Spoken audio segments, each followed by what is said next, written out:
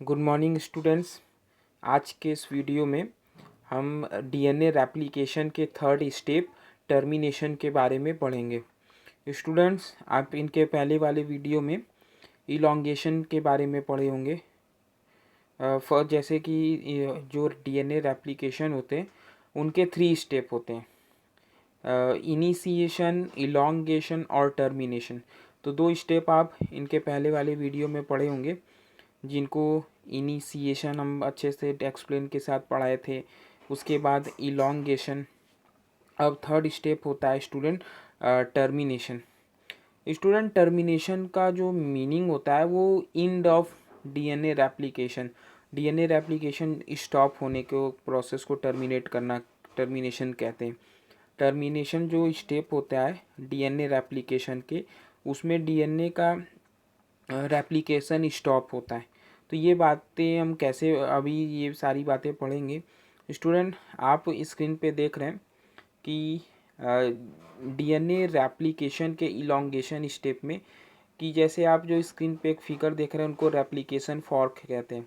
ये figure most important है। इनको कई बार बताने का मतलब है कि इनको आपको एकदम प्रैक्टिस में होना चाहिए, और इसका डायग्राम और इससे रिलेटेड इंजाइम्स अच्छे से एक्सप्लेन करके आपको एकदम उनको पढ़ लेना चाहिए।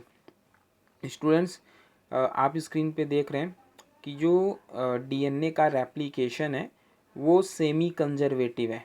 मतलब हाफ रेड में आप जो देख रहे हैं वो डीएनए का न्यूली सिंथेसाइज डीएनए है, और जो ग्रीन कलर की स्ट्रैंड आप देख रहे हैं वो पेरेंटल या ओल्ड डीएनए स्ट्रैंड है। स्टूडेंट, जब हेलिकेज एंजाइम इनको ओपन कर देता है तो कई सारे यहाँ पे एंजाइम्स वर्क करते हैं, जैसे एसएसबी, टोपोआइसोमरेज, ये सारे फैक्टर्स एंजाइम वर्क करते हैं। उसके बाद जब इनका अनकॉइलिंग हो जाता है तो जो आरएनए प्राइमर होते हैं वो ओरिजिन ऑफ रेप्लिकेशन के साथ यानी इनिशिएट करते हैं डीएनए के रेप्लिकेशन को। तो स्टूडेंट, आप देख पा रहे होंगे इनमें एक लीडिंग स्ट्रैंड होती है और एक लैगिंग स्ट्रैंड होती है। लीडिंग स्ट्रैंड को एक आरएनए प्राइमर इनिशिएट करता है, और ये कॉन्टिन्यूअस जब तक डीएनए रेप्लिकेशन होना होता है, मतलब जब तक टर्मिनेशन ना आ जाए तब तक ये लगातार एक सिंगल स्ट्रैंड से डीएनए को सिंथेसाइज या डीएनए पॉलीमरेज इनको असेंबल करके एक कॉन्टिन्यूअस चेन के फॉर्म में डीएनए का सिंथेसिस करता रहता है। लेकिन जो स्टूडेंट लैगिंग स्ट्रैंड होती है उसमें कई सारे आरएनए प्राइमर्स की रिक्वायरमेंट्स होती है। ये बैक जा जा के वर्क करते हैं। आप देख पा रहे होंगे कि एक आरएनए प्राइमर इधर लगा लीडिंग स्ट्रैंड में, तो ये जैसे जैसे डीएनए खुलता रहता है वैसे वैसे ये रेप्लिकेशन भी होती रहती है। लेकिन जो लैगिंग स्ट्रैंड होती है वो बैक जा जा करके होती है। थोड़ा सा डीएनए खुला, फिर बैक जाके आरएनए प्राइमर वहाँ पे वर्क लगेगा, तो छोटे से एक डीएनए के सेगमेंट्स को फॉर्म करेगा। डीएनए के छोटे छोटे फ्रैगमेंट्स बनाते हैं। तो जो लैगिंग स्ट्रैंड है वो छोटे छोटे सेगमेंट्स में होते हैं। इन सेगमेंट्स को ओकाजाकी सेगमेंट्स या ओकाजाकी फ्रैगमेंट्स कहते हैं। आप फिगर पे देख रहे हैं कई सारे आरएनए प्राइमर की यहाँ पे रिक्वायरमेंट्स होती है। ओकाजाकी फ्रैगमेंट्स को फाइनली डीएनए लाइगेस एक एंजाइम है जो कि प्रूफ रीडिंग करता है। ये बात तो अभी हम पढ़ेंगे टर्मिनेशन स्टेप में कि प्रूफ रीडिंग डीएनए लाइगेस कैसे करता है, और ये सारे गैप को सील कर देता है। जो छोटे छोटे फ्रैगमेंट्स होते हैं हम इस तरह समझ सकते हैं कि इनको एक जोड़ करके इनको भी एक कॉन्टिन्यूअस स्टैंड बना देता है। तो इस तरह से पूरा इलोंगेशन होता है। और जब टर्मिनेशन होता है तो ये दोनों ही स्टैंड डीएनए के सेपरेट हो जाते हैं, अलग हो जाते हैं, टर्मिनेट कर जाते हैं। तो इस प्रकार जो डीएनए बनता है, एक डीएनए से 2 डीएनए बन जाते हैं। तो उस दोनों डीएनए में स्टूडेंट्स एक स्टैंड ओल्ड स्टैंड होती है, और एक स्टैंड जो होती है उसमें न्यूली सिंथेसाइज स्टैंड होती है। आप फिगर से भी समझ पा रहे होंगे, यहाँ पे डिफ्रेंशिएट करके अच्छे से एक्सप्लेन किया है कि जो ग्रीन पोर्शन का स्टैंड है उनको पेरेंटल डीएनए कहते हैं, और जो नया बन रहा है वो रेड कलर से बनेगा। इस प्रकार यहाँ से हम पढ़ते हैं स्टूडेंट। लीडिंग स्टैंड के बारे में आप यहाँ से पढ़ पाएंगे कि जो लीडिंग स्टैंड होती है वो कॉन्टिन्यूअस स्टैंड होती है। ये एक ही आरएनए प्राइमर के रिक्वायरमेंट से बनती है। The DNA chain will run in the 3 prime to 5 prime direction is copied by polymerase third as a continuous strand। Requiring one primer. This new strand is known as leading strand, इनको leading strand कहते हैं। Next student बात होती है lagging stand की। तो इसमें भी वही बात हम अभी जैसे कि एक्सप्लेन किए कि जो लैगिंग स्टैंड होती है ये छोटे छोटे फ्रैगमेंट्स में बनते हैं। इनको मल्टीपल या न्यूमेरस आरएनए प्राइमर्स की रिक्वायरमेंट्स होती है। इन्हीं फ्रैगमेंट्स को ओकाजाकी फ्रैगमेंट्स बोलते हैं। The DNA chain will run in the 5' to 3' direction in copied by polymerase third as a discontinuous manner because synthesis can only produce in the 5' to 3' direction. This new strand is known as lagging strand and this required numerous RNA primer. बात clear समझ में आ रही होगी student lagging stand के बारे में भी। अब आप यहाँ से फिगर में भी देख सकते हैं लीडिंग स्टैंड और लैगिंग स्टैंड को। एक continuous stand new DNA stand लिखा हुआ है, कॉन्टिन्यूअस स्टैंड लिखा हुआ है, लैगिंग स्टैंड आरएनए प्राइमर, छोटे छोटे आरएनए प्राइमर वर्क कर रहे हैं। इनको असेंबल करने का काम डीएनए पॉलीमरेज एंजाइम करता है।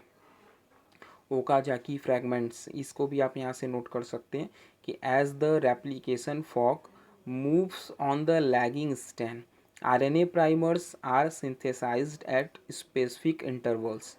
These RNA primer are extended by DNA polymerase third into short pieces of DNA called Okazaki fragments. ये सब आप इलोंगेशन वाले पॉइंट्स में, इलोंगेशन वाले वीडियो में पढ़े होंगे स्टूडेंट्स। आज भी इस इलोंगेशन को रिवीजन करके हम आगे बढ़ रहे हैं। तो ये सारी जो आप जब पढ़ रहे हैं ये पहले भी वीडियो में इलोंगेशन वाले में देखे होंगे। तो इसी को लेके आगे हम टर्मिनेशन की भी बात करेंगे।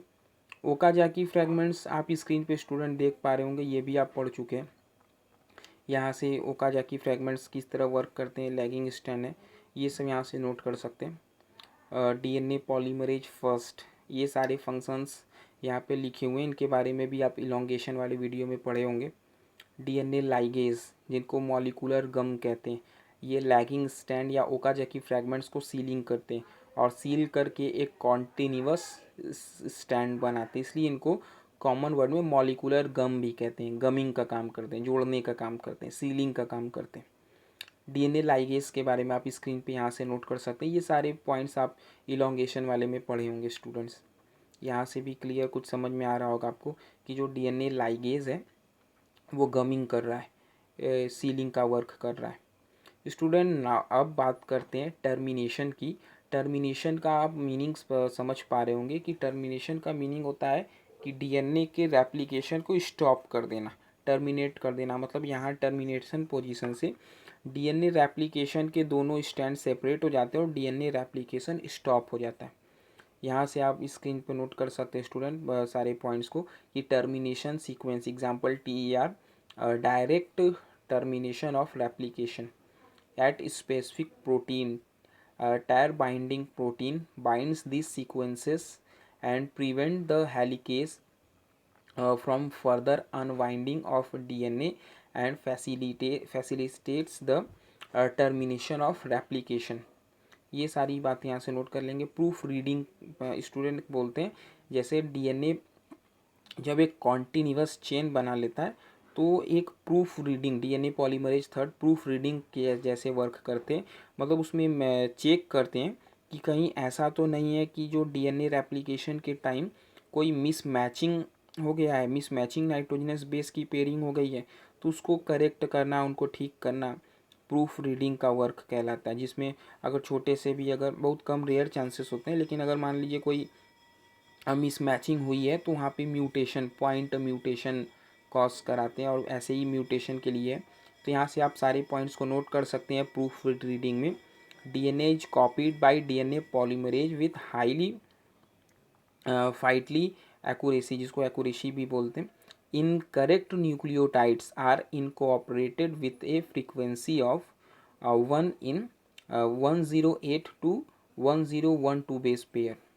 ये नोट कर सकते हैं। Which could lead to mutation, जो म्यूटेशन अगर मिसमैचिंग अगर कहीं हो गई है तो वो म्यूटेशन कॉज कराते हैं, म्यूटेंट हो जाते हैं। म्यूटेशन के लिए अभी हम आगे कॉन्सेप्ट भी पढ़ेंगे। But the error ratio during replication is kept at a very low level by specific processes is called proof reading. mismatched occur more frequently but do not lead to stable in cooperation because the all three DNA polymerase have 3' to 5' exonuclease activity, proofreading activity. DNA polymerase first and second are known to excise mismatched nucleotides before the introduction of the next nucleotide. यहाँ से ये सारी बातें student note कर लेंगे। DNA replication with proof reading polymerase है, मतलब यहाँ से हम सारी चीज़ों को नोट कर सकते हैं। स्टूडेंट सिंपल तरीके से टर्मिनेशन को हम अपने दिमाग में रख सकते हैं कि यहाँ पे प्रूफ रीडिंग होता है, मतलब जो मिसमैच डीएनए के सीक्वेंसेस या पेयरिंग हुई है न्यूक्लियोटाइड्स की, वो प्रॉपरली हुई है कि नहीं, इनको चेक करना प्रूफ रीडिंग कहलाता है। अगर कोई इनकरेक्शन है तो उसको ठीक करके फिर से उनको करेक्ट करना, फिर से डीएनए लाइगेस उनको जोड़ना, तो ये सारी बातें प्रूफ रीडिंग के अंतर्गत में आती हैं। और एक करेक्ट न्यूक्लियोटाइड चेन या एक करेक्ट डीएनए बनता है, फिर भी अगर कुछ मैचिंग होती है तो आगे चल के म्यूटेशन कॉज कराती है। तो स्टूडेंट्स, ये बात आज के इस वीडियो में इतना ही। आप टर्मिनेशन के छोटे से पॉइंट्स को अच्छे से समझे होंगे, और ये सारी अब तक था ये पूरा डीएनए रेप्लिकेशन के कॉन्सेप्ट की। स्टूडेंट, ये पूरा डीएनए रेप्लिकेशन आप अब तक के वीडियो में देखें, इनको अच्छे से नोट कर लेंगे और प्रॉपरली इनको लर्न कर लेंगे। आज की इस वीडियो में इतना ही स्टूडेंट, थैंक यू।